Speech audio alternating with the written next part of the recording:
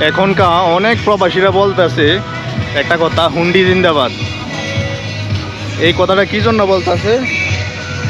এটার কারণ হলো বাংলাদেশ সরকার কিছুদিন পর থেকে প্রবাসীদের প্রণোদনা বন্ধ করে প্রবাসীদের অর্থের উপরে ট্যাক্স বসাইব। আর পিছনে অনেক সাউন্ড হইতে আছে, ওইটা এক্সিট করবেন।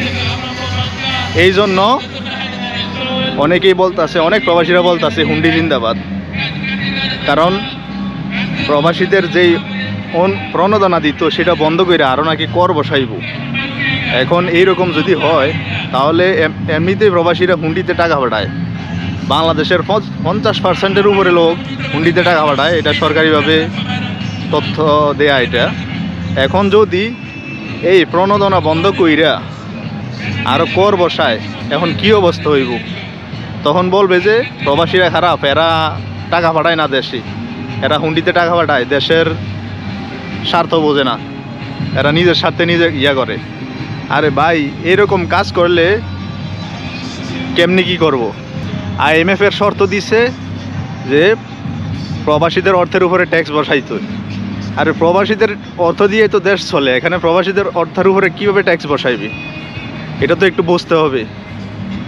এখন যদি প্রবাসীদের পূর্ণ টাকা, সব টাকা ব্যাংকিং চ্যানেলের মাধ্যমে দেশে আনা যাইতো, তাহলে দেখা গেছে বাংলাদেশের জিডিপির সবচেয়ে বড় অর্থটা আসতো প্রবাসীদের কাছ থেকে। বাংলাদেশে তো গার্মেন্টস থেকে সবচেয়ে বড় জিডিপির উৎসটা আসে। যদি প্রবাসীদের 100% টাকা ব্যাংকিং চ্যানেলের মাধ্যমে নেওয়া যেত, তাহলে সবচেয়ে বড় জিডিপি আসতো এই প্রবাসীদের রিমিটেন্স থেকে।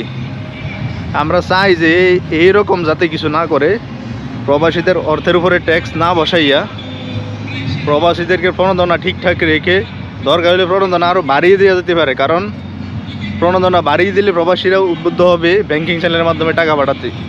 কিন্তু এখন যেটা করবে, তো এই সব প্রবাসীরাই বলবে হুন্ডি জিন্দাবাদ, হুন্ডি জিন্দাবাদ, হুন্ডি জিন্দাবাদ, ব্যাংকিংয়ে আর টাকা পাঠানো লাগতো না।